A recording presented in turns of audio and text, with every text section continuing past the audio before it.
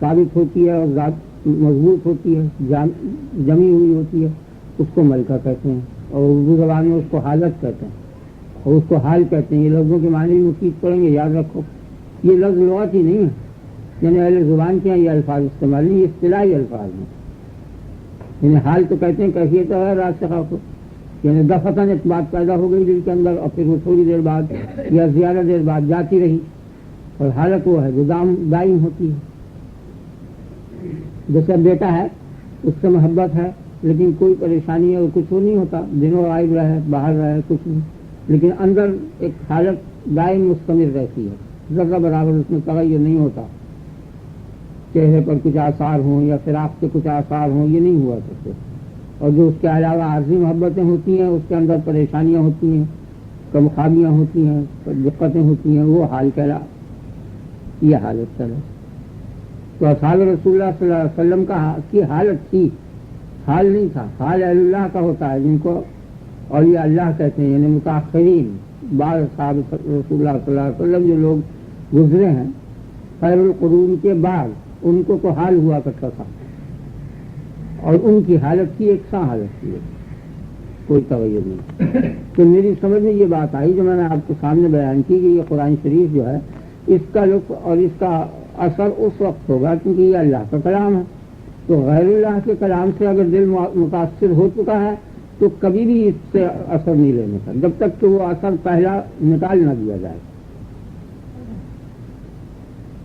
اس کی تدبیر صرف یہی ہے کہ کم سے کم بولا جائے اور زیادہ سے زیادہ سنا جائے، جو بھی کام کی باتیں، غیر کام کی باتیں نہیں۔ اور پھر جب کم بولنے کی عادت پڑ جائے گی اور اس کے ساتھ عقل حلال ہوگی تو اس وقت آپ ایک رکوع نہیں پڑھ سکتے، یہ میرا تجربہ ہے۔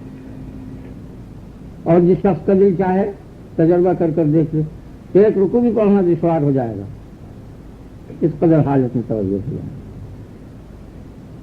اب رہ گیا الفاظ کے معنی، وہ زبانانی سے تعلق رکھتے ہیں، وہ جتنا عالم ہوگا وہ سمجھے گا، عام آدمی وہ نہیں سمجھے گا کہ اس کے اندر کیا فصاحت ہے، کیا بلاغت ہے، کیا عجائب ہیں۔ سب سے بڑا عجیبہ تو یہ ہے کہ کیسے سے کیسے ہی اچھی زبان جاننے والا شخص ہو، یعنی اردو جو ہے میں خراب نہیں بولتا، دلی کا رہنے والا ہوں، بہت صحیح اردو بولتا ہوں، تو مجھ سے جو زیادہ اچھی اردو جاننے والے ہیں وہ صحیح ترجمہ نہیں کر سکتے، کچھ نہ کچھ چیز رہ جائے گی۔ جن مضامین کو قرآن کے الفاظ ادا کرتے ہیں وہ مضامین جو ہیں اردو زبان میں اب اگر ترجمہ کیا جائے تو صحیح نہیں ادا ہونے سے، صحیح ترجمہ نہیں ہو سکتا، کچھ نہ کچھ رہ جائے گا، کوئی کیفیت، کوئی حالت، یعنی لفظ کے معنی جو عام ہے وہ تو آ جائیں گے، جیسے ذالک الکتاب لا ریب فیہ، اس کتاب میں شک نہیں ہے، لیکن وہاں جو انداز ہے بیان کا وہ انداز نہیں آیا اس میں، ان لفظوں میں۔ تو ایک چیز تو حالت ہے جو میں نے آپ کو سمجھائی، اور ایک چیز یہ لغت سے تعلق رکھتی ہے، زبان سے یہ آ سکتی ہے بشرطے کہ اس کا جاننے والا ہو، عالم ہو، سیکھنے والا ہو، سمجھنے والا۔ اب تیسری چیز یہ ہے کہ جو دلائل کے عقل سے تعلق رکھتے ہیں وہ دنیا کی کسی کتاب میں جمع نہیں ہے اتنے جتنے کہ اس میں ہیں۔ دو شرط ہیں اس میں، ایک تو حق ہے اور ایک کثرت۔ علم الہی کے متعلق جتنے دلائل علماء نے بیان فرمائے ہیں، کتابوں کے اندر موجود ہیں، ان کے خلاصے تقریباً ہم کو بھی معلوم ہیں، وہ اس کتاب کے مقابلے میں بہت کم ہیں، تعداد میں بھی اور قوت میں بھی۔ یہ آپ کریکٹ سے معلوم کر سکتے ہیں۔ یہ تین حصے ہیں۔ تو میں نے آپ کو اثر کی بابت کو بتا دیا کہ جب تک کہ غیر اللہ سے تاثر رہے گا کبھی بھی نہیں سمجھ میں آنے۔ اور زبان کے متعلق جب تک زبان نہیں جانے گا تو اس کی باریکیاں اور جو اس کے اندر فصاحت اور بلاغت ہے، ما فوق العادت، جو انسانی عادت کے سے فائق ہے، وہ جب تک زبان میں اچھی طرح مہارت نہ ہو نہیں سمجھ میں آنے، لیکن آ سکتی ہے کوشش کرنے سے۔ جو لوگ اہل زبان ہیں یا زبان کے عالم ہیں وہ خوب جانتے ہیں۔ اب تیسری چیز جو ہے وہ اس سے سہل ہے، یعنی دلائل کی کثرت۔ تو وہ اتنے کثیر دلائل ہیں کہ وہ عام اور خاص دونوں فریق سمجھ سکتے ہیں۔ قرآن شریف نے ایسے مضامین بیان کیے ہیں کہ کم سے کم عقل کا آدمی اور زیادہ سے زیادہ عقل کا آدمی، یعنی نبی سے تو بڑا کوئی عقل مند ہوتا ہی نہیں، نبی سے لے کے اور کم سے کم عقل کا مسلمان یا انسان اس کو سمجھ سکتا ہے، دونوں چیزیں ہیں۔ یہ کتنا بڑا کمال ہے، کیسے جتنا بڑا عالم ہوگا اس کی بات زیادہ دقیق ہوگی، سمجھ میں نہیں آنے کی، اسی کے درجے کا آدمی ہو یا کچھ کم ہو تو وہ سمجھے گا۔ قرآن نے ایسی بات نہیں بیان کی، ہر عام فہم آدمی، ہر عام آدمی بھی سمجھ سکتا ہے، خاص آدمی بھی سمجھ سکتا ہے، وہی شے دونوں کے لیے۔ اور کہیں ایسا ہے کہ مدارج مقرر کر دیے ہیں کہ جو حکماء ہیں ان کے واسطے دلائل بیان کیے ہیں علماء و فضلاء کے لیے، اور جو متوسط درجے کے عالم لوگ ہیں کہ ان کو نہ عالمی کہا جا سکتا ہے نہ جاہل کہا جا سکتا ہے، ان کے واسطے الگ طریقہ رکھا ہے، اس کا نام معزت ہے، اس کا نام حکمت ہے۔ اور جو اس قسم کے لوگ ہیں جھگڑالو، تو ان کے الزام کے لیے جدال مقرر کیا ہے، تو وہ بھی بہت اچھا ہے کہ جن چیزوں کو وہ تسلیم کرتے ہیں، جدال کے معنی ہے مسلمات خاصہ، جو کسی فرقے کے مسلمات ہیں انہی کے مسلمات سے ان کی بات کا رد کر دیا جائے یا ثابت کر دیا جائے۔ اور جو بالکل ہی نابلد لوگ ہیں، ناواقف لوگ ہیں اور بالکل ہی غبی لوگ ہیں، ان میں کسی قسم کی بھی عقل نہیں ہے، ان کے لیے شفقت سے کام دیا ہے اور قسم کھا کے اس مضمون کو بتایا ہے، کیونکہ وہ دلیل نہیں سمجھتے، وہ معزت کی بات نہیں سمجھتے، وہ الزام خصم اور مجادلہ نہیں سمجھ سکتے، اور وہ یہ کہتے ہیں کہ یہ ساری باتیں علم سے تعلق رکھتی ہیں، خواہ کمتی علم ہو یا زیادہ ہو۔ یہ مانا کہ تم نے ہم کو ساکت کر دیا، ہم تمہاری بات کا جواب نہیں دے سکتے، لیکن ہمارے دل میں نہیں اترتی، تو ان ایسے بیوقوف لوگوں کے لیے ہے اور جو کم فہم لوگ ہیں ان عام لوگوں کے لیے اس بات کو بتایا کہ تم اس بات کو تو جانتے ہو کہ میں تمہارے لیے شفیق ہوں، مہربان ہوں، تمہارا دوست ہوں، ہاں یہ تو ضرور جانتے ہیں، تو بس میری قسم پر اعتبار کروں گا۔ دنیا کے کتنے کام قسم پر چل رہے ہیں، جو بات عقل سے نہیں معلوم ہوتی وہاں قسم سے وہ نتیجہ نکل آتا۔ تو یہ قسم کا استعمال جو ہے ان مواقع پر ہوتا ہے، یہ نقطہ بڑا عجیب ہے، اسے یاد رکھیے۔ یعنی یہ کہہ سکتا ہے آدمی کہ آپ سے میں مقابلہ نہیں کر سکتا، اتنا علم مجھ میں نہیں۔ یا اگر بیٹا باپ سے یہ کہے تو کہتے تو یہ تو جانتا ہے کہ میں تیرے فائدے کی بات بتاؤں گا، تو میں تجھے اطمینان دلاتا ہوں اور قسم کھا کے یقین کرا دیتا ہوں۔ تو ان لوگوں کے لیے قسم استعمال کی ہے، جگہ جگہ جگہ جگہ عوام کے لیے۔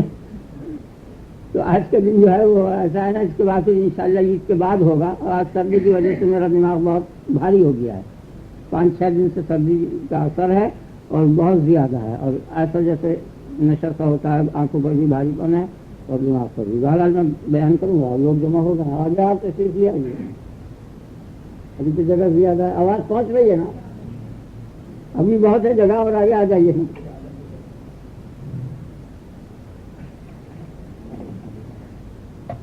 کا ایک مذاق ہوتا ہے، ہر ایک عالم کا ایک علم سے دلچسپی ہوا کرتی ہے اس سے۔ بعض عالم ایسے ہوتے ہیں کہ ان کو تاریخی سے دلچسپی ہوتی ہے، بعض عالم ایسے ہوتے ہیں کہ ان کو حساب الجبر سے دلچسپی ہوتی ہے، بعض ایسے عالم ہوتے ہیں کہ ان کو منطق فلسفے سے دلچسپی ہوتی ہے، معقولات سے، بعضوں کو فقہ سے، ہر ایک شعبہ الگ الگ ہے۔ تو اس میں ہر مذاق کے متعلق عقل جن جن چیزوں سے مناسبت رکھتی ہے وہ سب مضامین اس کے اندر موجود ہیں، اور ہر ایک کے اعتبار سے جدا جدا بیان کر دیے ہیں تاکہ جس فہم کا آدمی ہو اس سے فائدہ اٹھا جائے۔ یعنی ویسے کوئی انسانی تصنیف و مدون کتاب تو ہے نہیں، یہ تو حال کے مطابق ہے کہ جس جس قسم کے حالات انسان کے نفس پر گزرتے ہیں ان حالات کے پیش نظر ہر شخص پر جدا حال گزرتا ہے، جدا خیال ہوتے ہیں۔ وَلَقَدْ خَلَقْنَا الْإِنسَانَ وَنَعْلَمُ مَا تُوَسْوِسُ بِهِ نَفْسُهُ، انسان کو ہم نے پیدا کیا اور ہم خوب جانتے ہیں جو اس کے دل پر وسواس گزرتے ہیں۔ تو طرح طرح کے وسواس، میرے دل میں کچھ، آپ کے دل میں کچھ، آپ کے دل میں کچھ، ہر ایک کے حالت کے مطابق۔ تو جتنی بھی انسانی حالات ہیں ان کے مطابق جو وسوسے گزرتے ہیں ان تمام وسوسوں کا علاج بھی موجود ہے، سب چیز کو جمع کر دیا۔ آگے نا بعض مضامین ایسے ہیں کہ جن کی اہمیت ہے ان کی تکرار کر دی ہے مقرر سے۔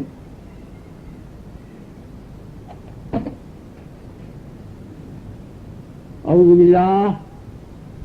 باللہ من الشیطان الرجیم، اعوذ باللہ من الشیطان الرجیم، اعوذ باللہ من الشیطان الرجیم، اعوذ بکلمات اللہ التامات من شر ما خلق، اعوذ بکلمات اللہ التامات من شر ما خلق، اعوذ بکلمات اللہ التامات من شر ما خلق، اعوذ باللہ السمیع العلیم من الشیطان الرجیم، اعوذ باللہ السمیع العلیم من الشیطان الرجیم، اعوذ باللہ السمیع العلیم من الشیطان الرجیم۔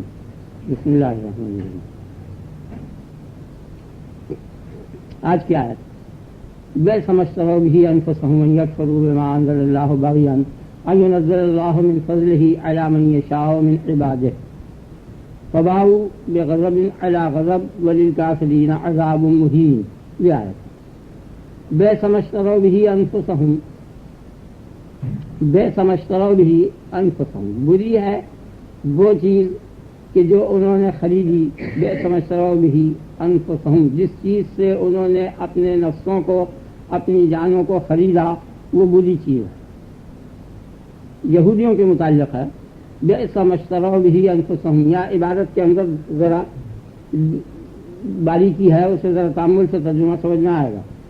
بری ہے وہ شے، ماں جو ہے یہ شے کے معنی میں ہے، یعنی بئس شیئا اشتروا به، بری ہے وہ شے کہ جس شے سے خریدا انہوں نے، کس کو؟ انفسهم، اپنی جانوں کو، اپنے آپوں کو. بئس ما اشتروا به انفسهم. اور وہ بری شے کیا ہے؟ ان یکفروا بما انزل اللہ من فضله على من یشاء من عباده.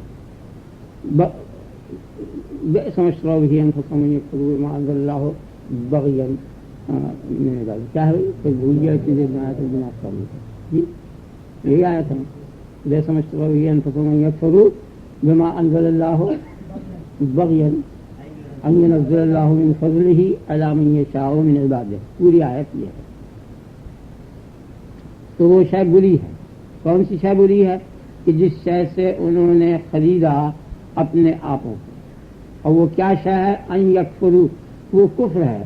وہ شے یہ ہے کہ انہوں نے کفر کیا ما انزل اللہ کے ساتھ، اس شے کے ساتھ کفر کیا کہ جس کو اللہ نے اتارا.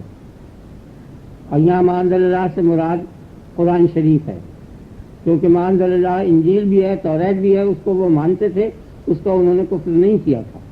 تو ان یکفروا بما انزل اللہ کے معنی ان یکفروا بالقرآن، قرآن کے ساتھ کفر کیا. ویسے اور ما انزل اللہ کو وہ مانتے تھے، توریت کو اور عیسائی انجیل کو، بہرحال وہ پہلی کتابوں کو مانتے تھے. تو یہاں جو کفر کیا انہوں نے تو وہ ما انزل اللہ کے ساتھ، تو یہ کفر در حقیقت قرآن کے ساتھ بغیاً. اور یہ کفر کیوں کیا ہے؟ یعنی یہ کسی جہل کی وجہ سے اور ناواقفیت کی بنا پر یہ کفر نہیں کیا انہوں نے، بلکہ بغیاً. بغیاً کے معنی حسد کے ہیں، یعنی ان کو جلن ہوئی کہ ایک نبی جس کی خبر اور انتظار تھا کہ وہ آئے گا تو وہ انہی میں سے آئے گا، یہ سمجھتے تھے بنی اسرائیل میں سے، اور وہ آگے عرب میں، تو اس بنیاد پر ان کو حسد ہوا.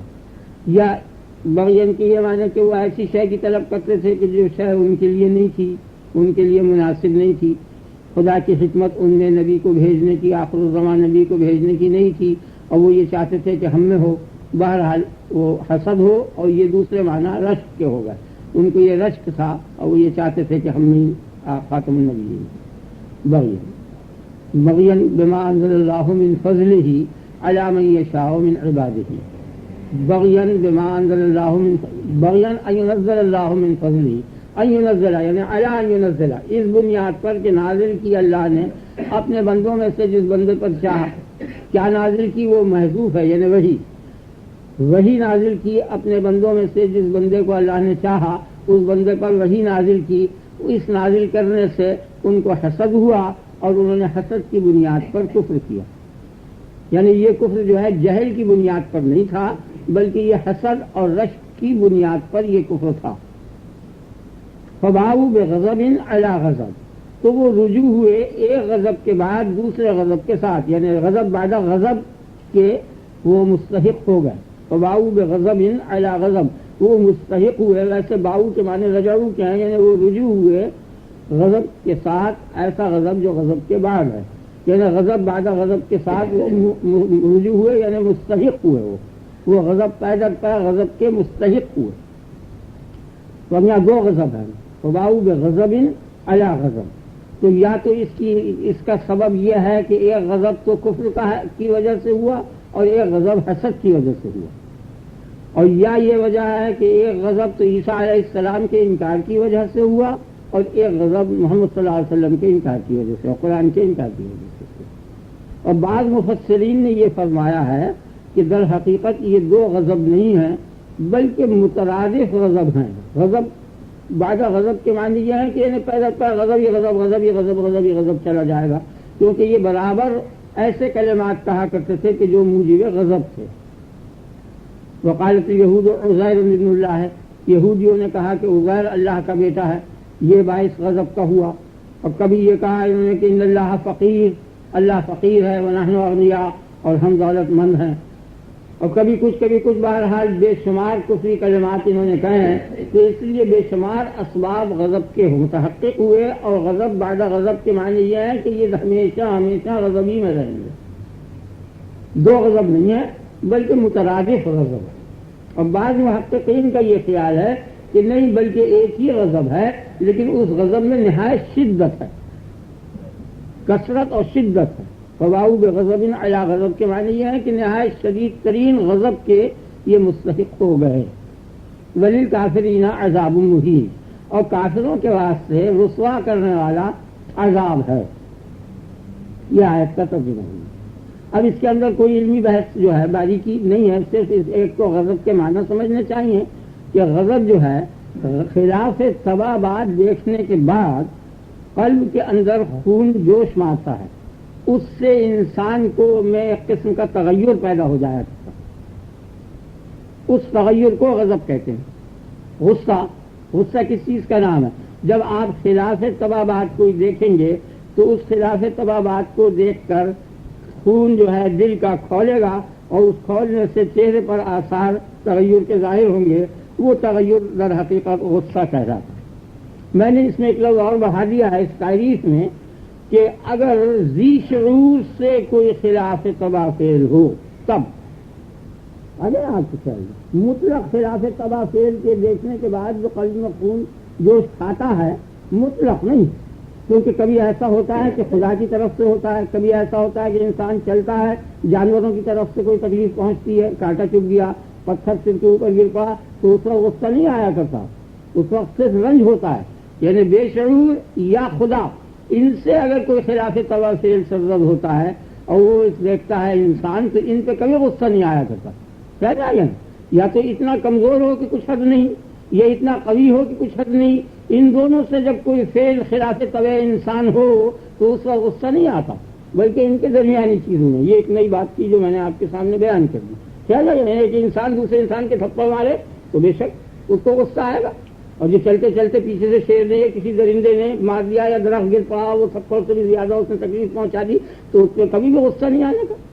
یا خدا بھی مار ڈالے تو کبھی بھی غصہ نہیں آتا کہ خدا کو کچھ کہے، بلکہ اور اس سے معافی مانگتا ہے اور اس سے دعائیں مانگتا ہے کہ کسی طرح اس بلا کو دور کرے.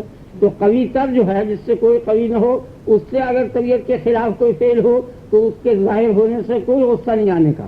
اور کمتر ہو جیسے جانور ہیں، جمادات ہیں، نباتات ہیں وغیرہ وغیرہ، یا نامعلوم اسباب کے ذریعے خلاف طبع کوئی فعل ہو، سیدھا چلا جاتا، جاتے جاتے درخت سے یا کسی چیز سے ٹکرا گیا تو کبھی دیوار سے یا درخت سے شکایت یا گلا یا غصہ نہیں کرتا.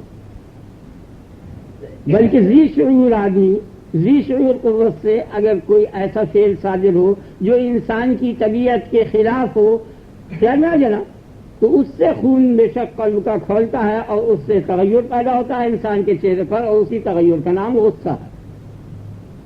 اس سے غصہ آتا ہے. آپ کی سمجھ آ گیا نا؟ غصے کے اور غضب کے معنی سمجھ میں آ گئے نا؟ ذہن میں بیٹھ گئے نا؟ وہ دونوں قیدیں نکل گئی، اس لیے جامع لفظ میں نے اسے کر دیا.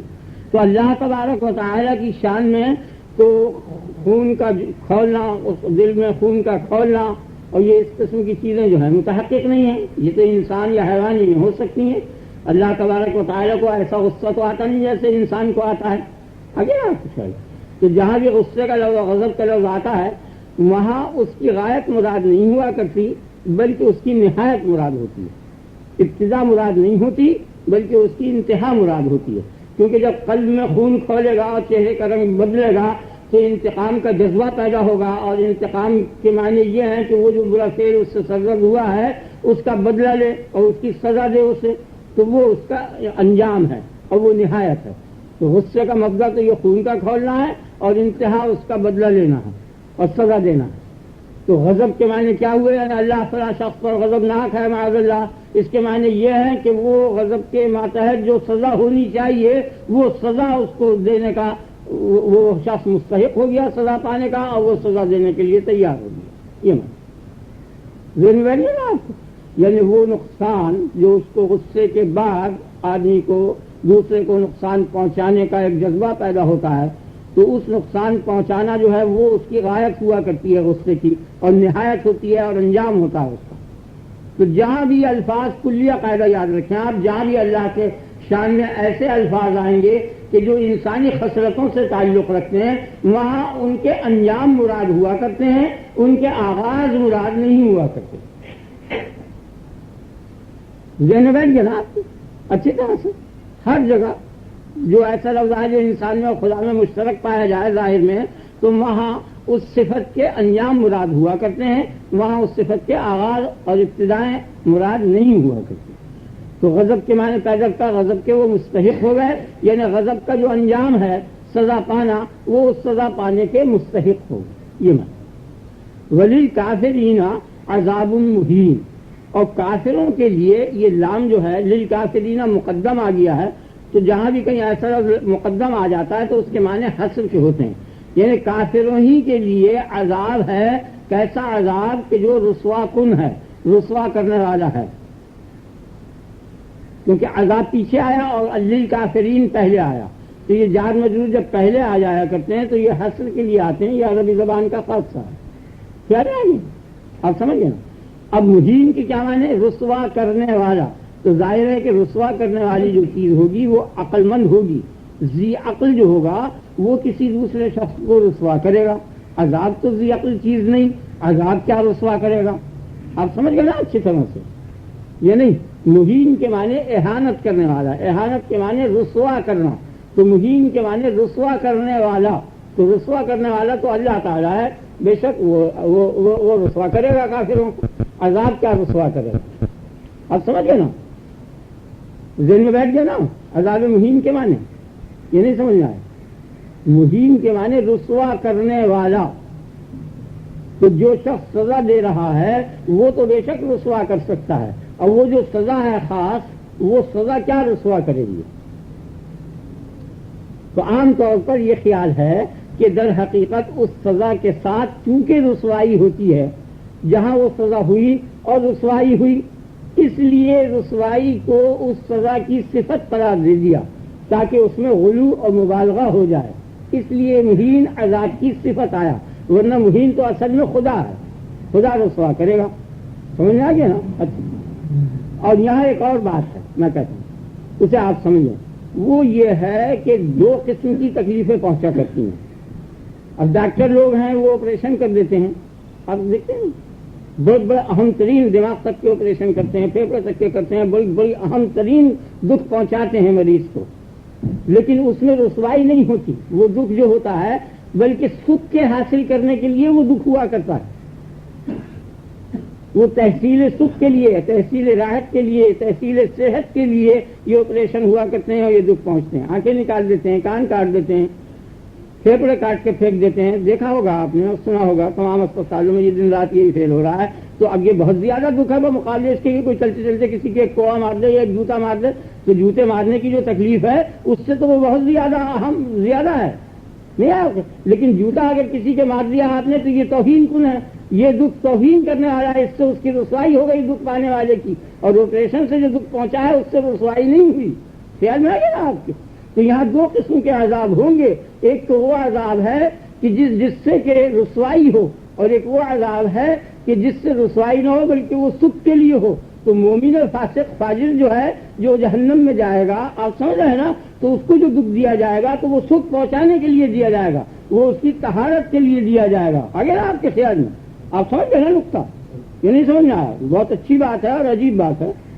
اس کو جو سزا دی جائے گی وہ در حقیقت جنت میں بھیجنے کے لیے دی جائے گی، اس کا آپریشن کیا جائے گا اور آپریشن کر کے وہ تندرست ہو جائے گا، جنت کے جانے کے قابل ہو جائے گا۔ اور کافروں کو جو دکھ دیا جائے گا وہ دکھ رسوا کرنے کے لیے دیا جائے گا، وہ پاک کرنے کے لیے نہیں دیا جائے گا، صحت حاصل کرنے کے لیے نہیں دیا جائے گا۔ اسی لیے فرمایا وللکافرین عذاب مہین، کافروں ہی کے لیے ہے جو رسوا کن عذاب، اور مومن فاسق فاجر جو ہے اس کے لیے عذاب تو ہوگا مگر عذاب مہین نہیں ہونے کا۔ آپ سمجھ گئے نا؟ ذہن بیٹھ گیا نا؟ نہیں سمجھا؟ آپ کی سمجھ آئے گا نا مسئلہ؟ ہم یہاں دو جماعتیں ہیں، ایک جماعت تو یہ کہتی ہے کہ کافروں ہی کے لیے عذاب ہے، عذاب کو کفار کے لیے مخصوص کر دیا ذہن میں بیٹھ گیا۔ اور دیگر آیات سے یہ پتہ چلتا ہے کہ فاسق کو عذاب ہوگا، جیسے من قتلہ مؤمنا متعمدا من قتل مؤمنا متعمدا فجزاؤہ جہنم، جس نے قصداً کسی مسلمان کو قتل کر دیا اس کی سزا جہنم ہے۔ اور بے شمار آیتیں موجود ہیں اس قسم کی گناہ گاروں کے متعلق کہ ان کے ساتھ وعیدیں ہیں، آپ سمجھ رہے ہیں؟ تو عذاب جو ہے ان آیتوں سے ثابت ہوا، اور اس آیت سے یہ ثابت ہوا کہ عذاب کافری کو ہوگا، تو معلوم ہوا کہ اس فعل کے کرنے والے، گناہ کبیرہ کے کرنے والے کافر ہیں۔ نہیں سمجھ میں آیا آپ کی؟ یعنی عذاب جو ہے دوسری آیتوں سے یہ پتہ چلا کہ عذاب جو ہے وہ فاسق کو ہوگا، اور اس آیت سے یہ پتہ چلا کہ عذاب مختص ہے کافر کے لیے، خیر نہ گیا تو معلوم ہوا کہ فاسق کافر ہے۔ نہیں سمجھ آئے؟ یعنی یہ آیت پتہ دے رہی ہے کہ عذاب جو ہے وہ مخصوص ہے کافروں کے لیے، اور دوسری آیت اس سے یہ معلوم ہو رہا ہے کہ عذاب جو ہے وہ فاسق کو بھی ہوگا، اور اس آیت سے یہ پتہ چلا کہ عذاب مخصوص ہے کافر کے لیے، اور اس آیت سے یہ پتہ چلا کہ عذاب جو ہے فاسق کو بھی ہوگا، تو معلوم ہوا کہ فاسق کافر ہی ہے۔ ایک جماعت جو ہے وہ یہ کہتی ہے کہ مومن فاسق جو ہے، ہم تو مومن فاسق کہتے ہیں، وہ فاسق کہتے ہیں، خالی فاسق کافر ہے۔ خوارج کا یہ عقیدہ ہے، اور معتزلہ کی ایک جماعت کا یہ عقیدہ ہے کہ فاسق جو ہے، فاسق کہتے ہیں مرتکب کبیرہ کو، جو گناہ کبیرہ کا ارتکاب کرے اور توبہ نہ کرے، توبہ کے بعد تو سب معاف ہے، کفر بھی معاف ہے، فسق بھی معاف ہے، بے توبہ جو فاسق مر جائے گا وہ کافر ہوگا۔ اور دلیل اس کی یہ بیان کی، خیال میں آ گیا نا، کہ جو مرتکب گناہ کبیرہ ہے اس کو حکم فلاں آیت کے عذاب ہوگا، اور اس آیت کی روح سے عذاب اسی کو ہوگا جو کافر ہے، تو اس سے یہ پتہ چلا کہ وہ مرتکب گناہ کبیرہ کافر۔ آگے نا آپ کے خیال؟ دوسری جماعت اس کے مقابلے میں ہے، ضد اس کی، وہ یہ کہتی ہے کہ اس جماعت سے اس آیت سے یہ پتہ چل گیا کہ کافر ہی مستحق عذاب ہے، اور مخصوص ہے عذاب کافر کے لیے، اور فاسق مومن ہے، اور فاسق کے مومن ہونے کی 20 آیتیں ہیں۔ دیگر آیات سے یہ پتہ چلا کہ فاسق مومن ہے، اور اس آیت سے یہ پتہ چلا کہ عذاب جو ہے وہ مخصوص کافر کے لیے ہے، تو اس سے یہ پتہ چل گیا کہ فاسق کو عذاب ہی نہیں ہونے کا۔ نہیں سمجھنا ہے؟ یعنی اللہ تبارک و تعالیٰ نے فرمایا وَإِن طَائِفَتَانِ مِنَ الْمُؤْمِنِينَ اقْتَتَلُوا، اگر مسلمانوں کی دو پارٹیاں اور دو جماعتیں آپس میں اقتتال کریں اور لڑے جھگڑے، تو مومن کا لفظ استعمال کیا قاتلان مومن کے لیے، اس سے بڑا اور کیا گناہ ہوگا؟ خیال میں آ گیا نا؟ ابھی جگہ جگہ ہے، حدیں جاری ہوتی ہیں، اگر تم میں سے کوئی ایسا کرے، اگر کوئی شراب پیے، اگر کوئی زنا کرے، اگر کوئی چوری کرے تو اس کے ہاتھ کاٹ دو، یہ کر دو، تو سب کو مسلمان قرار دیا۔ تو فاسق کو ان آیات نے مسلمان قرار دیا، مومن قرار دیا۔ آپ کی سمجھ آ رہا ہے؟ اور اس آیت نے یہ بتایا کہ عذاب کافر ہی کو ہوگا، مومن کو نہیں ہونے کا۔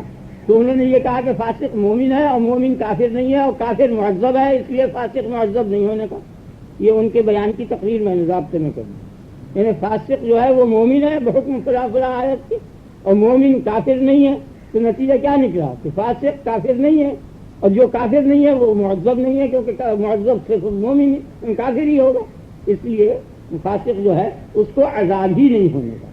تو ایک گروہ کے نزدیک تو فاسق جو ہے کافر ہے، اور ایک گروہ کے نزدیک فاسق جو ہے وہ پکے مومن کے درجے کا ہے، مثل اولیاء اللہ کے ہے۔ یعنی وہ کتنے ہی گناہ کبیرہ کرے اور توبہ نہ کرے، جب بھی سیدھا جنت میں جائے گا اور کوئی اس کو تکلیف نہیں ہونے کی۔ اور ان کی بہت سی دلیلیں ہیں، لا یصلاھا الا الاشقى الذی کذب وتولی، نہیں داخل ہوگا جہنم میں مگر بہت شقی جس نے جھوٹ بولا اور نبی پر ایمان لانے سے منہ پھیرا۔ تو یہ جو فاسق ہے، آپ سمجھو، نہ تو اس نے نبی کی تکذیب کی، نہ نبی پر ایمان لانے سے منہ پھیرا، بلکہ گناہ کبیرہ کرتا رہا اور نبی کو سچا کہتا رہا، خدا کو وحدہ لا شریک کہتا رہا، تو یہ نہیں داخل ہونے کا، کیونکہ استثناء کیا نا، لا یصلاھا، نہیں داخل ہوگا جہنم میں، انذرتکم نارا تلظی، میں تم کو دہکتی ہوئی آگ سے ڈراتا ہوں۔ اور وہ دہکتی ہوئی آگ کیسی ہے؟ لا یصلاھا، کہ اس دہکتی ہوئی آگ میں نہیں داخل ہوگا مگر شقی اشقا، اور جو منہ پھیرے۔ تو مومن جو ہے نہ اشقا ہے اور نہ وہ متولی ہے، دونوں باتیں اس کے اندر نہیں ہیں۔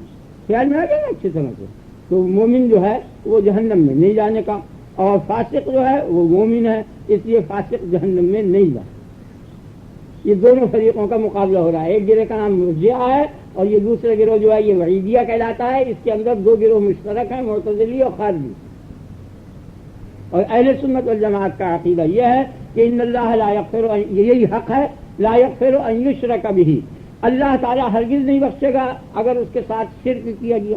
ویغفر ما دون ذلک لمن یشاء، اور بخش دے گا شرک کے علاوہ جس کو چاہے گا. تب دو گروہ مشترک ہیں، معتزلی اور خارجی. اور اہل سنت والجماعت کا عقیدہ یہ ہے کہ ان اللہ لا یغفر، یہی حق ہے، لا یغفر ان یشرک بہ، اللہ تعالیٰ ہرگز نہیں بخشے گا اگر اس کے ساتھ شرک کیا گیا. ویغفر ما دون ذلک لمن یشاء، اور بخش دے گا شرک کے علاوہ جس کو چاہے گا. دونوں باتیں. اگر بغیر توبہ کے مر گیا ہے مومن فاسق تو اللہ تبارک و تعالیٰ اگر چاہے گا تو بخش دے گا، اور اگر نہیں چاہا تو سزا دے کے پھر نکال دے گا. کیا جائے گا زندگی وسابقوا الی مغفرۃ من ربکم وجنۃ عرضها کعرض السماء والارض، دوڑو اپنے رب کی مغفرت کی طرف اور اس جنت کی طرف کہ جس کا عرض جو ہے زمین اور آسمان جیسا ہے. یعنی چونکہ بڑے سے بڑا عرض تمہاری نظر میں جو ہے اس سے تشبیہ دی ہے. یہاں تشبیہ جو ہے کامل کو ناقص سے دی ہے. یعنی بڑی چیز جیسے کوئی پوچھے شیر کیسا ہوتا ہے تو اس سے کہنے کی جیسے بلی ہوتی ہے، تو حالانکہ یوں بلی کو تو کہہ سکتے ہیں کہ بلی کیسی ہے تو شیر جیسی ہے. زید جو ہے کیسا ہے، ایسا بہادر ہے جیسے شیر. یعنی چھوٹے کو تو بڑے کے ساتھ تشبیہ دیتے ہیں عام طور پر، خیال میں آ گیا نا. یعنی لیکن اگر بڑے سے بڑا نہ ملے تو پھر بڑے کو چھوٹے سے تشبیہ دے دیتے ہیں سمجھانے کے لیے، کیونکہ اور دوسری چیز ہی نہیں. جیسے میں نے آپ کو مثال دے کے بتا دیا کہ شیر کو تشبیہ دے دیں بلی جیسی ہے، تو یہ تشبیہ کامل کی ناقص کے ساتھ. یا آرا کیسا ہوتا ہے جیسے کہ نیم کی پتی، یا مگرمچھ کیسا ہوتا ہے جیسے چھپکلی بڑی آگے نا چھپکلی. تو یہ تشبیہ کامل کو ناقص سے دیا، کیونکہ طول جو ہے ہمیشہ عرض سے بڑا ہوتا ہے، تو طول کی کوئی مثال ہی نہیں تھی. تو اس لیے یہ نہیں کہا کہ جنت کا طول زمین آسمان کے طول جتنا ہے. طول تو ہمیشہ لمبا ہوتا ہے، 40 گز کا ہوتا ہے، عرض اس کا 1 گز ہوتا ہے. خیال میں ہے کیا؟ تو عرض جو ہے طول کے مقابل میں عام طور پر چھوٹا ہوتا ہے، تو چھوٹے سے چھوٹی چیز کی تشبیہ دی بڑے سے بڑی چیز کے ساتھ جو تمہارے گویا خیال میں بڑی. ایک یہاں بڑا قصہ ہوا ہے، کوئی 1000 برس سے قصہ چلا آ رہا ہے. ما دامت السماوات والارض الا ما شاء ربک واما الذین شقوا ففی النار لهم فیہا زفیر وشہیق خالدین فیہا ما دامت السماوات والارض الا ما شاء ربک. جو شقی ہیں وہ جہنم میں رہیں گے اور ان کی آواز گدھے کی اور اس قسم کی چنگھاڑیں کریں گے، اور جب تک زمین و آسمان ہے جب تک وہ جہنم میں رہیں گے، مگر وہ لوگ کہ جو ان کو اللہ چاہے ان کو مستثنیٰ کر دیا. تو ما دامت السماوات والارض واما الذین سعدوا ففی الجنۃ، جو لوگ نیک بخت ہیں وہ جنت میں رہیں گے، خالدین فیہا ہمیشہ رہیں گے. ما دامت السماوات والارض خیال میں آ گیا نا آپ کو. تو اب ما دامت السماوات والارض کا بڑا قصہ چلا، اور 1000 برس کے جو علماء ہیں اوپر کے ان میں آپس میں بڑا اختلاف ہوا. تو بعض لوگ جو ہیں انہوں نے یہ خیال کیا کہ یہ عذاب جو ہے ہمیشہ نہیں ہونے کا، جنت اور دوزخ دونوں منقطع ہو جائیں گی. اور انہی 2 فرقوں کے مقابلے میں ایک جماعت ہے، اس کا نام ہے جہمیہ، جہم ابن صفوان کے متبعین. اس کا عقیدہ یہ ہے کہ جنت اور دوزخ ایک خاص وقت میں جا کر ختم ہو جائے گی. اور ایک ابو الحذیل علاف ہے جو جاہز کا استاد ہے، اس کا بھی یہی عقیدہ ہے. ان دونوں میں یہ فرق ہے کہ ایک تو یہ کہتا ہے بالکل ختم ہو جائے گی، اور ایک یہ بات کہتا ہے کہ جام ہو کے رہ جائیں گے. یعنی بالکل ایسے ہو جائیں گے جیسے جام، کوئی ان کے اوپر عدد اور یہ گزرنے والی چیز نہیں ہونے کی، گھنٹہ 2 گھنٹہ دن 2 دن وغیرہ، بلکہ وہ جام ہو کے رہ جائیں گے. اور اس قسم کے مضمون کو انہوں نے یہ جو ہے کیا نام ہے سیرت النبی لکھی نا مولوی شبلی نے، ہاں اس میں انہوں نے بھی لکھ دیا یہی مضمون کہ یہ ختم ہو جائیں گے. اور یہ ایسا ہوگا جیسے کہ شفا خانہ کہ وہاں سے لوگ شفا پا کے نکلتے جائیں گے اور ختم ہوتے چلے جائیں گے، اور یہ عذاب ختم ہو جائے گا. کچھ ایسا مضمون لکھا ہے. بہت عرصہ ہوا جب مجھ سے ایک مولوی صاحب سے انہوں نے دکھایا تھا تو میں نے اس کا لکھا دیا کہ یہ صحیح نہیں ہے، ہمیشہ عذاب ہوگا اور ہمیشہ ثواب ہوگا، دونوں ذات دائم ہیں. اور یہ جو ہیں یہ غلط باتیں ہیں، یہ جتنی بدعتیں ہیں یہ سب. اب اس کا جواب اس کا صحیح نہیں ہو سکا، کیونکہ آیت یہ بتا رہی ہے مادامت السماوات والارض، تشبیہ دے رہا ہے زمین اور آسمان جب تک ہیں، تو زمین اور آسمان کی مدت ہے متناہی، تو جنت اور دوزخ کی کو تشبیہ دی زمین اور آسمان سے، آپ سمجھ گئے نا؟ یہ نہیں ذہن میں بیٹھ گئے نا؟ تو جنت اور دوزخ کی بھی عمر متناہی ہو گئی، لیکن نہیں، اس کا صحیح جواب یہی ہے کہ یہ تشبیہ جو ہے کامل کو ناقص سے دی ہے، کیونکہ بڑے سے بڑی عمر کی کوئی چیز اگر ہمارے سامنے آتی ہے تو وہ زمین آسمان ہی ہے، ان سے بڑی عمر کی کوئی شے نہیں ہے، تو بڑے سے بڑے عمر کی تشبیہ دی اس عمر کو کہ جو لا انتہا ہے، تو آپ سمجھ رہے ہیں نا؟ یہ نہیں، بڑی اچھی بات ہے یہ مطلب نہیں ہے کہ وہ جنت اور دوزخ کی عمر اتنی ہوگی جتنی زمین اور آسمان کی ہے، یہ نہیں ہے، بلکہ زمین اور آسمان کی عمر چونکہ ہمارے شعور میں سب سے بڑی عمر کے یہی دونوں لوگ ہیں، زمین اور آسمان، یا جو ان دونوں میں ہیں انسان اور نباتات اور جمادات کے علاوہ جو ان کے خصائل ہیں زمین وغیرہ کے اور آسمان وغیرہ کے، وہی بڑی عمر کے لوگ ہیں، زمین اور آسمانی بڑی ہیں، اس لیے جنت اور دوزخ کو تشبیہ دی، بڑے سے بڑی چیز کو ایسی چیز سے تشبیہ دی جو ہمارے خیال میں سب سے بڑی عمر کی تھی، تو جس طرح سے کہ اس کا عرض جو ہے زمین اور آسمان کے برابر ہے، جنت کا اسی طرح اس کی عمر بھی زمین اور آسمان کے برابر ہے، آپ سمجھتے ارضها كعرض السماء والارض، جب اس کی مقدار کو تشبیہ دے دی ناقص اور متناہی کے ساتھ، تو اس کی عمر کو بھی تشبیہ دے دی، اور آگے اس کا جواب کیا ہے؟ الا ما شاء ربک میں بھی لوگوں کو بڑی حیرت ہوئی ہے، بڑے بڑے اماموں کی تفسیروں کو میں نے دیکھا اور لوگوں نے مجھ سے بیان کیا، وہ حل نہیں ہوتا۔ وَأَمَّا الَّذِينَ سُعِدُوا فَفِي الْجَنَّةِ خَالِدِينَ فِيهَا مَا دَامَتِ السَّمَاوَاتُ وَالْأَرْضُ إِلَّا مَا شَاءَ رَبُّكَ، استثناء کر دیا نا، تو یہ جو سعداء ہیں جنت میں رہیں گے جب تک یہ رہیں، لیکن وہ لوگ جو خاص مقرب ہیں ان کو جنت سے ہٹا کے دیدار خداوندی میں مستغرق کر دیا جائے گا، ان کو مستثنیٰ کر دیا جائے گا، یہ مان۔ وَأَمَّا الَّذِينَ شَقُوا فَفِي النَّارِ، یہ بھی ہمیشہ ہمیشہ رہیں گے، إِلَّا مَا شَاءَ رَبُّكَ، مگر وہ فاسق جو جہنم میں عذاب پا رہے ہیں اور ہیں وہ مومن، وہ خاص وقت میں إِلَّا مَا شَاءَ رَبُّكَ کے تحت نکل آئیں گے۔ کتنی سال سے میں کہتا ہوں، خیال میں آ گئی نا؟ لینے بیٹھ گیا نا؟ تو اس آیت سے یہ پتہ چلا کہ سابقوا إلى مغفرة من ربكم وجنة عرضها كعرض السماء والأرض أعدت للذين آمنوا بالله ورسوله، یہ جنت تیار کر لی گئی ہے ان لوگوں کے لیے کہ جو اللہ پر اور اللہ کے رسول پر ایمان لائیں۔ تو یہ جو دوام ہے یہاں مراد اصل میں دوام ہے، مومن کے واسطے دوام ہے، داخلہ شرط نہیں ہو سکتا ہے کہ داخلہ جہنم میں ہو معاذ اللہ اور پھر جنت میں چلا جائے، ہو سکتا ہے کہ پہلی بار جنت میں چلا جائے، دونوں باتیں ممکن ہے، اور مذہب اہل سنت والجماعت ہی کا حق ہے اور یہی صحیح ہے، کیونکہ قرآن جو ہے اور حدیث دونوں اور اجماع اسی کی شہادت دے، ختم نہیں ہونے۔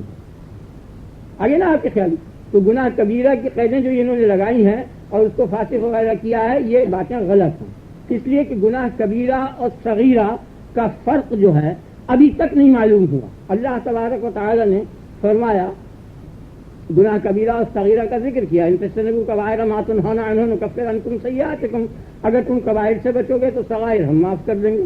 لا یغادر صغیرۃ ولا کبیرۃ الا احصاها، یہ کیسا نامہ اعمال ہے کہ اس میں گناہ کبیرہ بھی لکھا ہوا ہے، گناہ صغیرہ بھی لکھا ہوا ہے۔ کل صغیر و کبیر مستتر، ہر گناہ کبیر اور ہر گناہ صغیر جو ہے وہ منقش ہے اور مستور ہے اور لکھا ہوا ہے، مکتوب ہے۔ کتنی آیتوں میں یہ صغیرہ اور کبیرہ کا ذکر کیا، آگے نا دیکھو۔ تو علماء محققین کا عقیدہ یہ ہے کہ گناہ کبیرہ اللہ تبارک و تعالی نے کوئی تمیز نہیں دی ہے، گناہ کبیرہ اور صغیرہ ان دونوں کا اپنی کتاب میں ذکر کیا، لیکن یہ نہیں بتایا کہ کون سے گناہ کبیرہ ہیں اور کون سے صغیرہ ہیں۔ ہاں رسول اللہ صلی اللہ علیہ وسلم نے چند گناہوں کے متعلق فرمایا کہ یہ گناہ کبیرہ ہے، تو اس کے معنی یہ ہوئے کہ وہ گناہ کبیرہ ہیں، باریک بات ہے یہ، یعنی اشراک باللہ، اللہ کے ساتھ شرک کرنا، حقوق الوالدین، ماں باپ کو ستانا، جہاد سے بھاگنا وغیرہ وغیرہ، یہ اس طرح سے 9 ہیں تقریباً جو آپ نے فرمایا کہ یہ گناہ کبیرہ ہیں، یہ حق ہے بالکل، لیکن اس کی یہ معنی نہیں ہے کہ کبیرہ یہ ہیں، بلکہ یہ کبیرہ ہیں، انحصار نہیں ہے، یعنی ان کے علاوہ اور کوئی گناہ کبیرہ نہیں ہے، یہ مطلب نہیں ہے، یہ ضرور کبیرہ ہیں، یہ حق ہے، ٹھیک ہے نا؟ آپ سمجھ گئے نا؟ جیسے زنا ہے، شراب ہے، ان سب چیزوں کو گناہ کبیرہ بتایا، تو ٹھیک ہے یہ تو بے شک کبیرہ ہیں، لیکن کبیرہ کا نہیں پتہ چلا کبیرہ کیا چیز ہے، یہ کبیرہ ہے، حدیث شریف میں آیا فرمایا رسول اللہ۔ آپ کی سمجھ میں آ گیا نا؟ یہ نہیں آیا؟ تو خدا کی کتاب اور رسول کی کتاب میں تمیز نہیں ہے، ذکر ہے. تمیز سے مراد یعنی جدائی الگ. یہ یہاں لفظ اردو میں تمیز اور معنی میں بولا جاتا ہے، یعنی پتہ نہیں، فصل نہیں ہے کہ یہ تو گناہ کبیرہ کہلاتا ہے اور یہ گناہ صغیرہ کہلاتا ہے. معتزلی یہ کہتے ہیں، حکماء اعتزال کا عقیدہ یہ ہے کہ جو گناہ نیکی کو کھا جائے، یعنی انسان نے نیکی کی اور نیکی کرنے کے بعد گناہ کیا، اس گناہ نے نیکی کو ختم کر دیا، وہ تو گناہ کبیرہ ہے. اور جو گناہ نیکی کو ختم نہ کرے وہ گناہ صغیرہ ہے. یہ علماء اعتزال کا یہ عقیدہ ہے. یہ تقسیم بیان کی کیا، جو گناہ نیکی کو ختم کر دے وہ گناہ تو گناہ کبیرہ، اور جو گناہ نیکی کو ختم نہ کرے بلکہ وہ باقی رہے نیکی، وہ گناہ صغیرہ ہے. یہ تقسیم ہے، مگر یہ تقسیم صحیح نہیں ہے. ایک تو غلطی اس کے اندر یہ ہے کہ گناہ اور ثواب جو ہیں وہ در حقیقت ثواب اعمال جو ہیں وہ موجب ثواب ہے ہی نہیں. جنت کسی نیک عمل کا بدلہ نہیں ہے، عبادت کا بدلہ نہیں ہے. عبادت تو لازم ہے اور فرض ہے. لازم اور فرض کے کیا معنی؟ یعنی اللہ تبارک و تعالی نے انسان کو پیدا کیا اور انسان پر لا انتہا احسانات کیے. ان پیدا کرنے کے احسان اور بقا کے احسانوں کے مقابلے میں اس کا شکر کرنا اور اس کی عبادت کرنا یہ لازم تھا اس کو. یہ نہیں تھا کہ ان عبادتوں کے بدلے میں جنت ملے. یہ عبادت تو اصل میں بدلہ ہے در حقیقت، شکر ہے در حقیقت ان انعامات کا جو اللہ نے کیے ہیں. اس لیے اس بنیاد پر کوئی بھی جنت کا مستحق نہیں. ایک تو اس کے اندر یہ غلطی ہے. آپ کی سمجھ میں آیا؟ نہیں آیا. اور دوسری غلطی اس کے اندر یہ ہے کہ اب یہ جتنے یہودی تھے یہ سب اس بات یہ سب کے سب جو ہے یہ پہلے حضرت موسیٰ علیہ السلام پر ان سب پر ایمان لائے تھے اور توحید وغیرہ یہ سب چیزیں تھیں ان کی، اور یہ جانتے تھے کہ یہ نبی حق ہے، اور اس باتوں کے جاننے کے باوجود پھر انہوں نے کیا کفر. آپ سمجھ رہے ہیں اچھی طرح؟ یا انسان اللہ پر ایمان لایا اور اس نے توحید کا وہ قائل ہوا اور اس کے بعد اس نے شراب پی، تو توحید کا جو اثر ہے وجود کا کیوں باقی رہا؟ اور شراب کا جو فعل ہے اس نے توحید کو ختم نہیں کیا. نہیں سمجھ میں آیا؟ یعنی ایک گناہ کبیرہ نے توحید کے ثواب کو ختم نہیں کیا. تو چاہیے یہ کہ شراب کا پینا گناہ کبیرہ نہ ہو، حالانکہ گناہ کبیرہ ہے. اس کے اندر یہ اور اکثر علماء محققین کا عقیدہ یہ ہے کہ گناہ کبیرہ اس گناہ کو کہتے ہیں کہ جس گناہ کے ساتھ وعید ہے، یعنی عذاب کی دھمکی. وعید کے معنی عذاب کی دھمکی، اور وعد کے معنی ثواب کی خوشخبری. جو وعید کا لفظ آتا ہے اس کے معنی اردو زبان میں دھمکی کے ہیں. جو گناہ کرے انسان اور گناہ کرنے کے بعد اللہ اور اللہ کے رسول نے اس پر عذاب کی وعید دی ہو تو وہ گناہ در حقیقت گناہ کبیرہ ہے. تو یہ تعریف اہل سنت والجماعت کی ہے اور یہ زیادہ صحیح معلوم ہوتی ہے اس کے مقابلے میں. لیکن اس کے اندر بھی ایک دقت ہے، تو غور کرو. آپ سمجھ گئے نا؟ گناہ کبیرہ کسے کہتے ہیں؟ جس میں عذاب کی وعید ہو، اور جس میں عذاب کی وعید نہ ہو وہ گناہ صغیرہ ہوا. ٹھیک ہے نا؟ یہ نہیں آپ کی سمجھ میں آ رہا ہے؟ مجھے صاحب خیال ہے تو یہ تقسیم صحیح نہیں ہے. یہ بڑے بڑے جلیل القدر مفسرین سے مذکور ہے. میں نے ایک بات میرے خیال میں آئی وہ بیان کرتا ہوں. جو بڑے بزرگ لوگ ہیں ان کے مقابل میں حق بات بھی کہنی نہ حق کے مقابل میں پسند نہیں کرتا. آگے نا اللہ تبارک و تعالیٰ نے یہ فرمایا کہ ان تجتنبوا کبائر ما تنہون عنہ نکفر عنکم سیئاتکم، یعنی صغائرکم. سیئات سے مراد صغائر. اگر تم کبائر سے بچو گے، گناہ کبیرہ سے بچو گے تو گناہ صغیرہ اللہ تعالیٰ تمہارے معاف کر دیں گے، ہم معاف کر دیں گے. تو اگر گناہ صغیرہ ایسی چیز نہیں ہے جو جس کی بنا پر جہنم میں جائے، نہیں آیا آپ کے خیال میں، تو پھر اس کے معاف کرنے سے کیا فائدہ؟ وہ تو کرے یا نہ کرے ہر صورت میں اس کا بدلہ ہے ہی نہیں جہنم. اور یہاں شرط لگائیے کہ گناہ کبیرہ سے بچنے سے گناہ صغیرہ معاف ہو جائیں گے. تو اس سے یہ پتہ چل گیا کہ اگر گناہ کبیرہ سے نہ بچے گا تو گناہ صغیرہ کی بھی سزا ملے گی ہے. اور جب گناہ صغیرہ کی سزا ملی تو جس طرح کبیرہ پر وعید مرتب ہوئی اسی طرح صغیرہ پر وعید مرتب ہوئی. تو کبیرہ اور صغیرہ کی تفریق کیا ہوئی تھی؟ یہ باریک بات میں نے نکالی. آپ کی سمجھ آ گیا؟ لہٰذا میرے خیال میں یہ تعریف صحیح نہیں. ایک جماعت علماء کی یہ ہے، وہ یہ کہتی ہے کہ جو قصداً فعل کرے، برا کام کرے، وہ تو گناہ کبیرہ ہے. اور جو بغیر قصد کے کرے وہ گناہ صغیرہ ہے، یعنی عمد کی قید لگائی، تو یہ بھی غلط بات ہے. آگے نا آپ کے خیال میں، کیونکہ اب یہ جتنے یہودی تھے ان کی بہت بڑی اکثریت سوائے ان چند افراد کے جو توریت سے واقف تھے اور جو نبی صلی اللہ علیہ وسلم کے اوصاف سے واقف تھے، عام طور پر تو یہ سب کے سب یہ کافر ہی تھے، اور سب کے سب یہ ناواقف تھے، اور یہ سمجھتے تھے کہ ہم حق کر رہے ہیں، جو بھی کچھ ہم کر رہے ہیں وہ ٹھیک کر رہے ہیں، جان بوجھ کر تکذیب نہیں کر رہے تھے. بہت بڑی اکثریت کفار کی جان بوجھ کر نہیں کرتی تکذیب. خیال میں آ گیا نا اچھی طرح سے؟ تو چاہیے یہ کہ یہ گناہ کبیرہ نہ رہے، بلکہ یہ تو کفر ہی نہیں رہنے کا سرے سے، حالانکہ وہ سب کافر ہیں. آپ کی سمجھ آ گیا نا؟ بلکہ نہیں، یہ بات نہیں. حق بات تو وہی ہے جو اللہ اور اللہ کے رسول نے بیان فرمائی ہے. چونکہ اللہ اور اللہ کے رسول نے فرق نہیں بتایا، اس لیے ہمیں بھی فرق بیان کرنے کا کوئی حق ہی نہیں ہے. لیکن اب خیالی چیز چل رہی ہے، اللہ تبارک و تعالیٰ معاف کرے، اگر اس کی مرضی کے مطابق ہے تو ٹھیک ہے یہ، اور نہیں یہ بھی بدعت ہے اور بری چیز ہے. اللہ پناہ. میں کہتا ہوں میرے خیال میں یہ بات آئی، آپ غور کریں کہ جس فعل کے یعنی گناہ جو ہے اصل میں نام ہے غلطی کا، وہ فعل کہ جس فعل کے کرنے کا اللہ تبارک و تعالیٰ نے حکم دیا ہے، وہ فعل وہ تو واجب اور فرض وغیرہ یہ اس کی تقسیم ہے، حق ہے اور صحیح ہے، اور جس کی ممانعت کی ہے وہ فعل حرام اور ناجائز ہے، غلط ہے. خیال ہے؟ تو اللہ تبارک و تعالیٰ نے جن افعال کو منع کیا ہے ان کی دو قسمیں ہیں. یا تو اس بنیاد پر منع کیا ہے کہ اس کا یہ نظام عالم جو ہے اس میں مخل نہ ہو، یہ برباد نہ ہو جائے، یا اس بنیاد پر منع کیا ہے کہ نظام اخروی اور عقبی جو ہے وہ فنا نہ ہو جائے.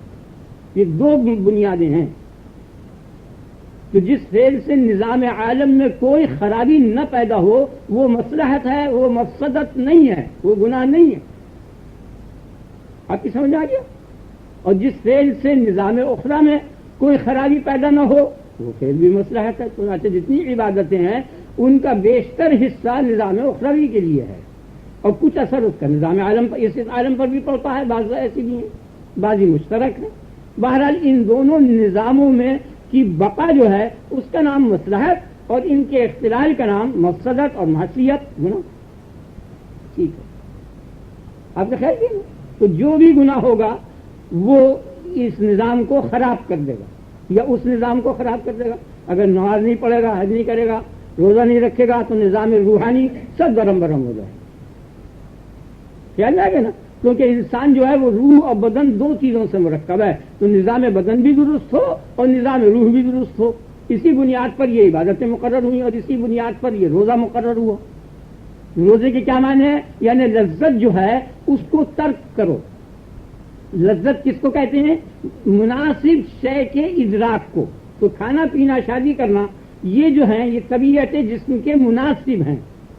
تو ان تین چیزوں کے روکنے کا حکم دیا ہے اور امساک کا کہ ان سے بچو. یہ معنی روزے کے ہیں. تو کیوں بچو؟ تاکہ نظام روحانی درست ہو. کیونکہ لذت نام ہے ادراک مناسب کا. اب جب تم نے مناسب کے ادراک کو ترک کر دیا، غور کر رہا ہے آپ کی سمجھ بات ہے؟ یہ باریک بات ہے یہ.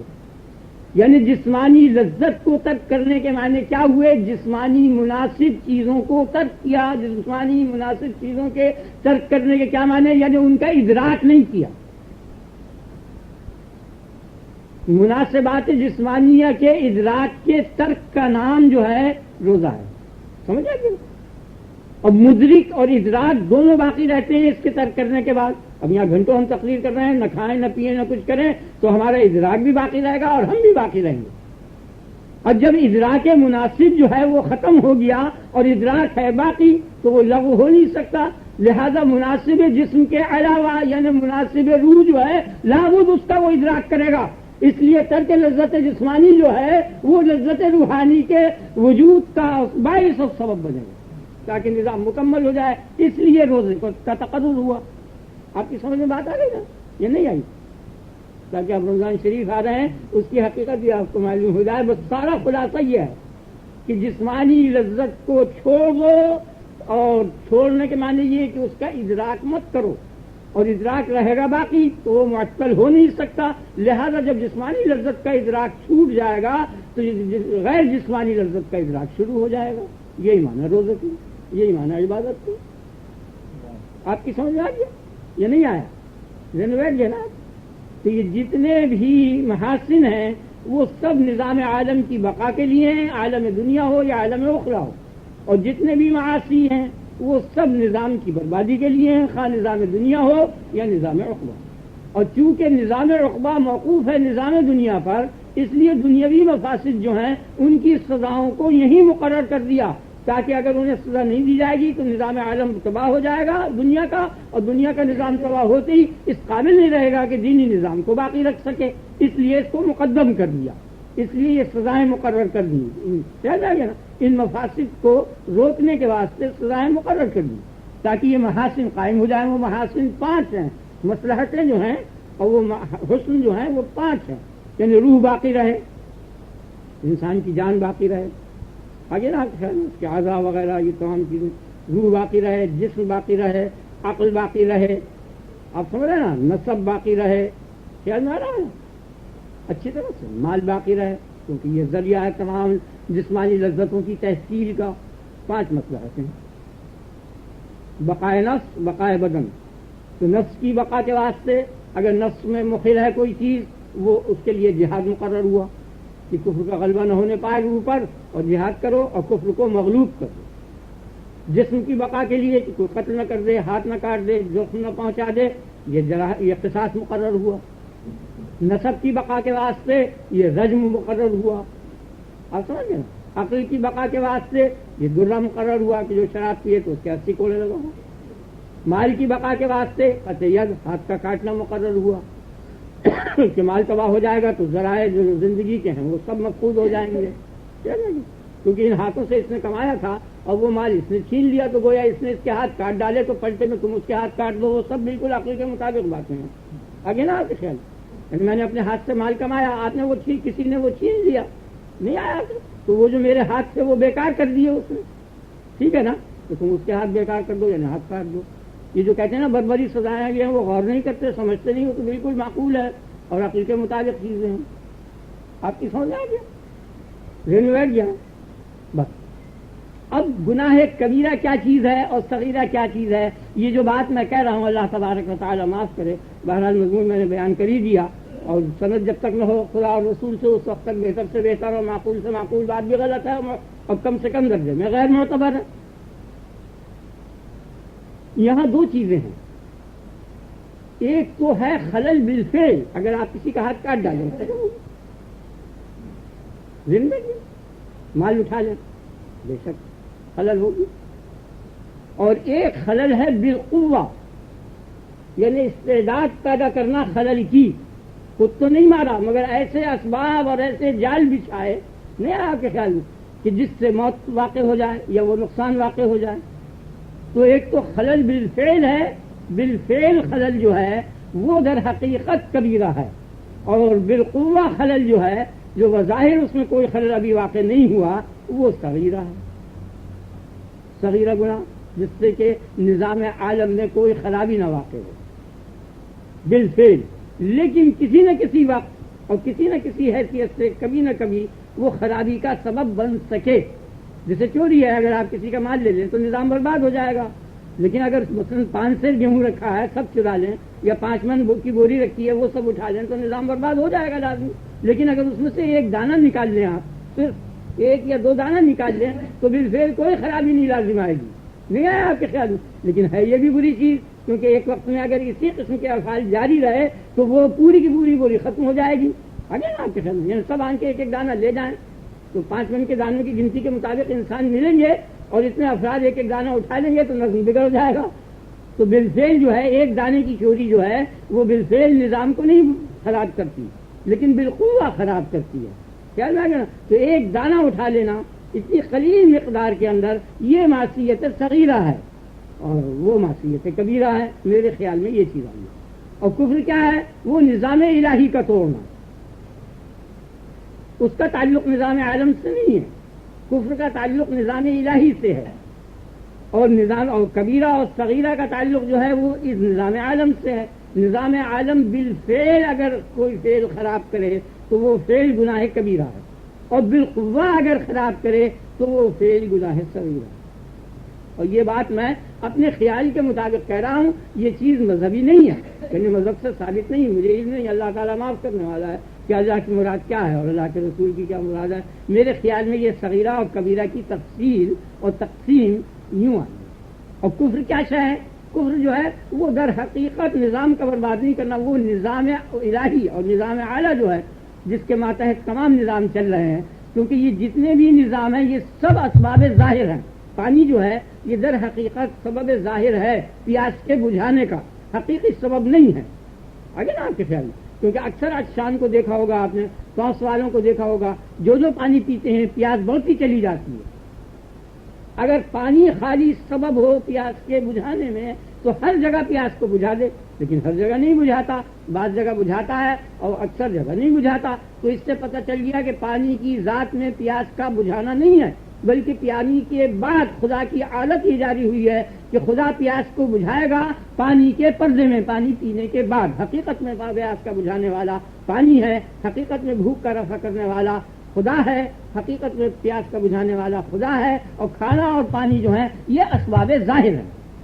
خیال میں آ گیا نا، کوئی سبب حقیقی نہیں ہے۔ آپ کو زمین پر رہنا یہ سبب ہے نہیں، یہ اسباب ظاہری ہے، زمین کی سطح پختہ ہو، آپ سمجھ رہے ہیں نا؟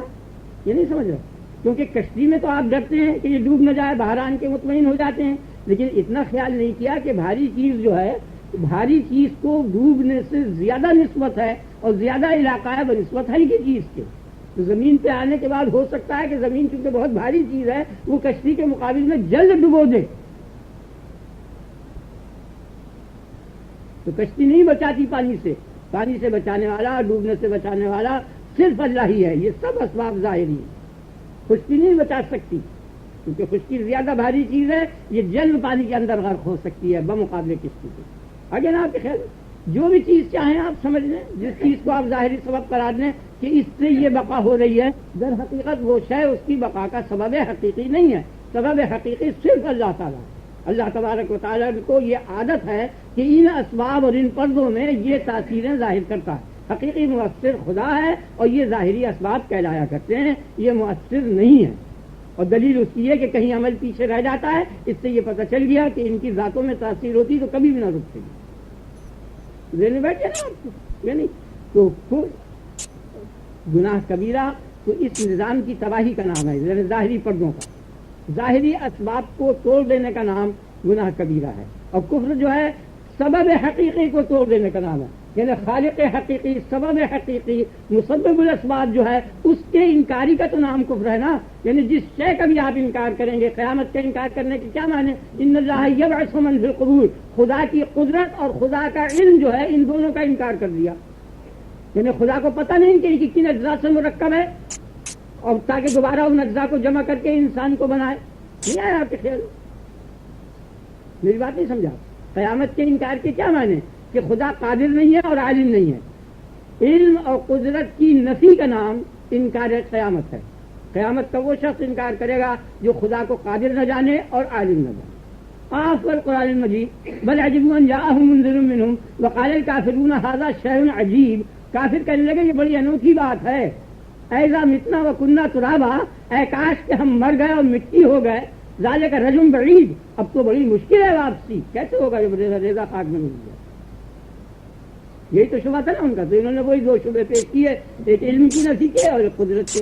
اس نے جواب دیا قد علمنا ما تنقص الارض منهم وعندنا کتاب حفیظ، قد علمنا ما تنقص الارض منهم، ہم کو خوب معلوم ہے کہ کتنے اجزاء ارضیہ ان کے قیام میں خرچ ہوئے ہیں اور صرف ہوئے ہیں، ان اجزاء سے علم پورا ہے ہم کو۔ اور پھر اگر یہ خیال کیا جائے کہ ہم بھول گئے تو ہم نے اس کو وعندنا کتاب حفیظ رجسٹر میں اس نسخے کو درج کر لیا ہے کہ اس نے اتنے اجزاء سے مل کر یہ انسانی پرزہ بنا نہیں آیا، تو قدرت بھی پوری ہے اور علم بھی پورا ہے۔ تو قیامت کے انکار کے معنی علم اور قدرت دونوں کی نفی ہے، سمجھ گئے؟ نبوت کے انکار کے معنی ارسال رسول، اس کی جو صفت ہے ارسال، اس کی نفی ہے۔ خیال رکھے نا، تو یہ سب جتنے بھی کفر ہیں یہ اصل میں سب کے سب اللہ ہی کی طرف رجوع ہوتے ہیں۔ قرآن کے انکار کے بھی یہی معنی، حدیث کے انکار کے بھی یہی معنی، قیامت کے اور جنت کے اور دوزخ کے، سب کا انکار در حقیقت کفر، جس کو آپ کہہ رہے ہیں یہ کفر یہ کفر یہ کفر، ان سب کا ایک ہی چیز ہے، وہ خدائی کا انکار ہے۔ تو خدا کے انکار کے کیا معنی؟ یعنی سبب حقیقی کا انکار کر دیا. جب سبب حقیقی میں رہا، سبب ظاہر رہا، سبب ظاہر ہوا ختم. نہیں آیا آپ کے خیال میں؟ دیکھو کتنی باریک بات ہے. سبب حقیقی تو رہا نہیں، اب تو کافر کی نظر میں انکار کر دیا نا اس نے کہ سبب حقیقی کوئی شے نہیں ہے. تو سبب ظاہری رہا نا بقا کے لیے، اور سبب ظاہر جو ہے اس کے لیے ابتدا بھی ہے اور انتہا بھی ہے، وہ ختم ہوگا.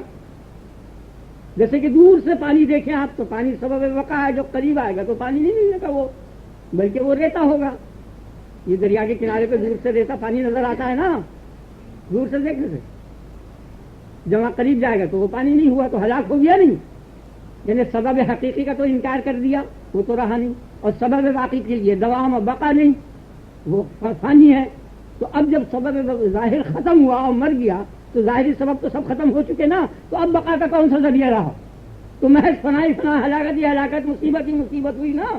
ذہن میں بیٹھ گیا نا، تو مصیبت جاگزی ہو گئی. جیسے کہ گلاب ہے وہ پانی کے اندر بس گیا، یہ چینی ہے شربت ہے وہ گھل کے ایک رنگ ہو گئی اور ایک جان ہو گئی. اسی طرح روح کے اندر جو ہے برج جو ہے خالق سے وہ بس گیا، اور اسی برج کا نام فنا اور ہلاکت اور عذاب ہے. نہیں آیا آپ کے خیال میں؟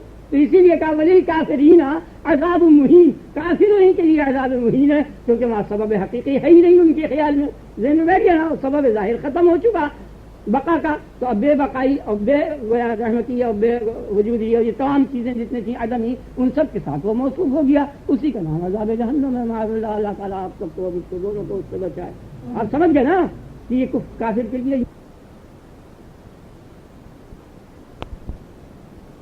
مصیبت جاگزی ہو گئی. جیسے کہ گلاب ہے وہ پانی کے اندر بس گیا، یہ چینی ہے شربت ہے وہ گھل کے ایک رنگ ہو گئی اور ایک جان ہو گئی. اسی طرح روح کے اندر جو ہے برج جو ہے خالق سے وہ بس گیا، اور اسی برج کا نام فنا اور ہلاکت اور عذاب ہے. نہیں آیا آپ کے خیال میں؟ تو اسی لیے کہا ولی کافرین عذاب مہین، کافروں ہی کے لیے عذاب مہین ہے، کیونکہ وہاں سبب حقیقی ہے ہی نہیں ان کے خیال میں. ذہن میں بیٹھ گیا نا، سبب ظاہر ختم ہو چکا بقا کا، تو اب بے بقائی اور بے رحمتی اور بے وجودی اور یہ تمام چیزیں جتنی تھیں عدم ہی، ان سب کے ساتھ وہ موصوف ہو گیا. اسی کا نام عذاب جہنم ہے. معاذ اللہ، اللہ تعالیٰ آپ سب کو اب اس کو دونوں کو اس سے بچائے. آپ سمجھ گئے نا کہ یہ کافر کے لیے یوں عذاب. اور وہ جو مرتکب کبیرہ گناہ وہ جلدی بیماری ہے، وہ حقیقی بیماری نہیں ہے. ذہن میں بیٹھ گیا نا آپ کے جلد میں جو خرابیاں ہو جایا کرتی ہیں وہ صاف کرنے سے ادویات سے ٹھیک ہو جایا کرتی ہیں. اور عضوی بیماری جو ہوتی ہے جیسے انگلی کٹ جائے، کٹ گئی نا، تو جب تک یہ رہے گا کٹی ہوئی رہے گی. نہیں آیا آپ کے سامنے؟ کان کسی کا کٹ جائے تو جب تک زندہ رہے گا کان کٹا ہی رہے گا نا. اور کان میں پھنسی ہو جائے تو جب تک زندہ رہے گا ہو سکتا ہے کہ پھر ویسے ہی ہو جائے. نہیں سمجھے؟ ہے تھوڑا پھنسی آرام ہو کر ٹھیک ہو جائے گا نا. اور کٹنے کے بعد کٹا ہوا درست ہونے کا نہیں. اگر اس کی عمر 70 برس کی ہے تو 70 برس تک کن کٹا ہی رہا نا، یہ نہیں. اور 100 کی ہے اور 1000 کی اور لاکھ کی اور کروڑ کی اور ابد تک کی ہے تو ابد تک کٹا ہوا رہا نا. وہی یہی مانے ابدی عذاب کے ہیں، کیونکہ اس نے روح کو کاٹ ڈالا مبدأ روح سے، جس کا کہ وہ امر تھا. نہیں آیا آپ کے خیال میں؟ وہ تو قل الروح من امر ربی تھا نا. رب سے جب تعلق قطع ہوا اب وہی سبب بقا تھا وہ کٹ گیا. تو جب تک یہ رہے گا کیونکہ اس کے لیے ہے دوام، سمجھ آئے گا نا، تو یہ کٹا ہی ہوا رہے گا. تو اس لیے دائماً عذاب ہوگا معاذ اللہ، دائمی عذاب. تو میں نے آپ کو دائمی عذاب کی معقولیت بتائی، آپ کی سمجھ آئے گا نا. اللہ تعالیٰ آپ کو مجھ کو دونوں کو عذاب جہنم سے اور عذاب قبر سے دور کرے. اب تم اپنے رب کی بڑائی بیان کرو زیادہ سے زیادہ، اور نبی پر درود و سلام. اللہ اکبر کبیرہ والحمد للہ کثیرہ وسبحان اللہ بکرۃ واسیلا. اللہ اللہ اللہ اللہ سبحان اللہ وبحمدہ سبحان اللہ العظیم. لا الہ الا انت سبحانک وبحمدک انی عملت سوءا فاغفر لی انک انت خیر الغافرین. لا الہ الا انت سبحانک وبحمدک فارحمنی انک انت خیر الراحمین. لا الہ الا انت سبحانک وبحمدک انی عملت سوءا فتب علی انک انت التواب الرحیم. ربنا لا تؤاخذنا ان نسینا او اخطانا. ربنا ولا تحمل علينا إصرا كما حملته على الذين من قبلنا. ربنا ولا تحملنا ما لا طاقة لنا به واعف عنا واغفر لنا وارحمنا أنت مولانا فانصرنا على القوم الكافرين. ایک فاتحہ کا ثواب اسد صاحب کی روح پاک کو پہنچا دیں. یہ سارے ثواب کریں. الحمدللہ رب العالمین.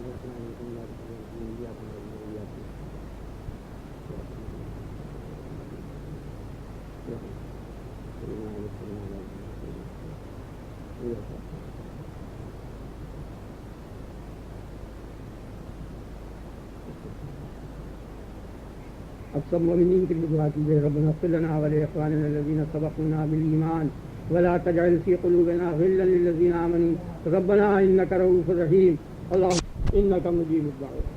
اور آپ سب اپنے لیے اچھی اچھی دعا کریں اور سب کے بعد میرے لیے دعا کریں کہ اللہ تبارک و تعالیٰ میرے اوپر رحم کرے اور جو کچھ غلط بیانیاں میں نے کی ہیں اب تک ان سب کو اپنے فضل سے معاف کر دے اور جو بدعتیں بیان کی ہیں اپنی طرف سے گھڑی ہیں وہ سب اللہ کو ناپسند ہیں. اللہ تبارک و تعالیٰ ان کو معاف کرے.